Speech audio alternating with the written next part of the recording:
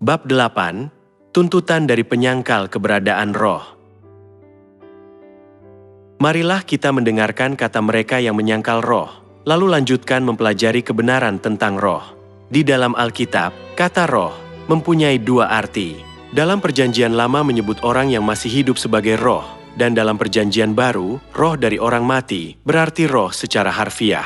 Biasanya, roh berarti roh dari orang mati, tetapi juga menunjuk roh dari orang hidup, karena di dalam orang hidup juga ada roh. Penyangkal roh manusia menghapuskan segala kesaksian tentang roh yang dikatakan oleh Yesus dan rasul-rasul sampai akarnya, dan mempelajari itu hanya dengan sedikit perkataan di Perjanjian Lama yang tertulis di bawah sinar bulan, maka mereka tidak dapat mencapai kebenaran.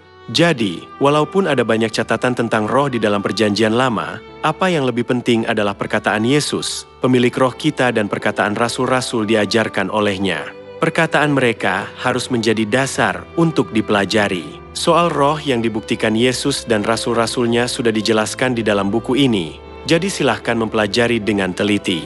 Sebab tidak ditemukan suatu ayat yang menyangkal roh di dalam Perjanjian Baru, jadi para penyangkal mengambil beberapa ayat dari Perjanjian Lama. Tetapi, jika kita mempelajari dengan teliti, kita dapat mengetahui bahwa sebenarnya ayat-ayat itu tidak berisikan untuk menyangkal tentang roh. Ada tertulis, Mazmur pasal 6 ayat 5, sebab di dalam maut tidaklah orang ingat kepadamu. Siapakah yang bersyukur kepadamu di dalam dunia orang mati? Jika kita mempelajari dengan teliti ayat pertama sampai kelima dalam pasal yang sama, perkataan ini tidak berarti bahwa roh manusia tidak ada lagi setelah kematiannya, tetapi tak seorang pun dapat bersyukur kepada Tuhan di dalam dunia orang mati jika tidak diselamatkan. Ada tertulis, Mazmur pasal 6 ayat 1.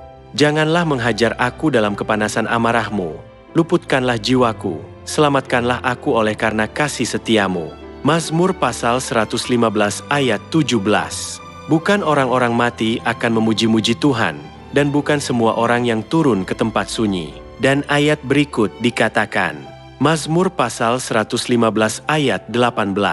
Kita akan memuji Tuhan, sekarang ini dan sampai selama-lamanya. Haleluya! Melalui dua perkataan yang di atas, kita dapat memahami bahwa mereka yang tidak diselamatkan akan turun ke neraka, dan di situ mereka tidak dapat memuji Tuhan. Mazmur pasal 146 ayat 4. Apabila nyawanya melayang, ia kembali ke tanah, pada hari itu juga lenyaplah maksud-maksudnya. Dalam perkataan dari ayat pertama sampai keempat pasal yang sama, kita dapat memahami bahwa tak seorang pun dapat bersandar selain pada Tuhan.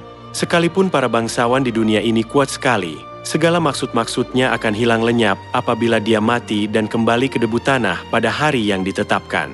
Ada tertulis, Mazmur pasal 146 ayat 3. Janganlah percaya kepada para bangsawan, kepada anak manusia yang tidak dapat memberikan keselamatan. Apabila nyawanya melayang, ia kembali ke tanah, pada hari itu juga lenyaplah maksud-maksudnya. Dan ada tertulis di dalam kitab Pengkhotbah. Pengkhotbah pasal 9 ayat 5. Karena orang-orang yang hidup tahu bahwa mereka akan mati, tetapi orang yang mati tak tahu apa-apa, tak ada upah lagi bagi mereka, bahkan kenangan kepada mereka sudah lenyap. Pengkhotbah pasal 9 ayat 10. Segala sesuatu yang dijumpai tanganmu untuk dikerjakan, kerjakanlah itu sekuat tenaga, karena tak ada pekerjaan, pertimbangan, pengetahuan dan hikmat dalam dunia orang mati, kemana engkau akan pergi. Pengkhotbah pasal 3 ayat 19. Karena nasib manusia adalah sama dengan nasib binatang, nasib yang sama menimpa mereka, sebagaimana yang satu mati, demikian juga yang lain. Kedua-duanya mempunyai nafas yang sama, dan manusia tak mempunyai kelebihan atas binatang, karena segala sesuatu adalah sia-sia, kedua-duanya terjadi dari debu dan kedua-duanya kembali kepada debu. Hanya secara harfiah perkataan yang di atas berarti bahwa ketika seorang mati jiwanya tidak ada lagi dan nasibnya sama seperti nasib binatang. Tetapi perkataan berikut yang ditulis dalam Pengkhotbah membuktikan bahwa nasib manusia berbeda dengan nasib binatang sesudah kematian. Ada tertulis, Pengkhotbah pasal 3 ayat 21. Siapakah yang mengetahui apakah nafas manusia naik ke atas dan nafas binatang turun ke bawah bumi? Pengkhotbah pasal 12 ayat 7. Dan debu kembali menjadi tanah seperti semula, dan roh kembali kepada Allah yang mengaruniakannya. Tidak terdapat perkataan yang berlawanan di dalam pengkhotbah yang ditulis oleh tangan yang sama. Tetap saja, terlihat seperti berlawanan. dari perkataan tentang tubuh dan perkataan tentang roh. Dan di dalam kitab Ayub ada tertulis seperti berikut. Ayub pasal 14 ayat 10. Tetapi bila manusia mati, maka tidak berdayalah ia. Bila orang binasa, di manakah ia? Jika kita membaca perkataan ini dengan teliti, kita bisa mengetahui itu tentang tubuh. Ayub telah mengungkapkan perkataan ini ketika dia tidak berharapan untuk hidup yang kekal dan kebangkitan. Dan jika melihat perkataan dari ayat 7 sampai ayat 14 dalam pasal yang sama, ada perkataan seperti berikut. Ayub pasal 14 ayat 7.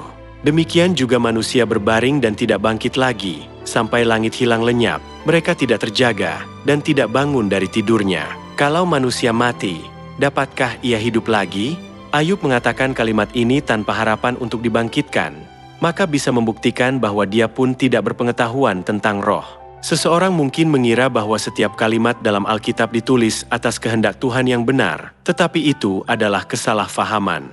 Di dalam 66 kitab Perjanjian Lama dan Perjanjian Baru, terdapat perkataan yang dikatakan oleh ratusan orang.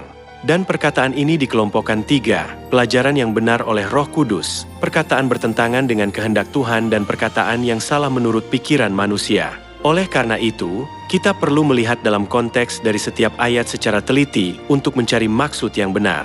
Pada waktu itu, Ayub mengatakan banyak hal tanpa pengetahuan, dan dia pernah salah berpikir bahwa Tuhan mencobainya ketika Satan mencobainya. Oleh sebab itu, apa yang ditulis dalam kitab Ayub pasal 14 ayat 10 atau Ayub pasal 17 ayat 13 hingga 16 salah dikatakan oleh Ayub bila dia berdebat bersama dengan 3 teman-teman yang mengunjunginya.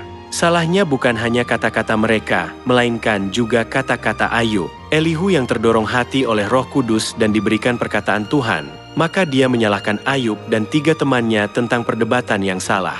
Setelah Ayub ditegur oleh Tuhan, Ayub mengakui kesalahannya kepada Tuhan. Oleh karena itu, perkataan di Ayub pasal 14 ayat 10 dan Ayub pasal 17 ayat 13 hingga 16 adalah mengenai tubuh, bukan jiwa. Selain itu, dalam Alkitab terdapat banyak perkataan yang salah yang dikatakan oleh manusia, tetapi aku akan menghilangkan karena ruangan yang terbatas dan lanjutkan mempelajari soal roh.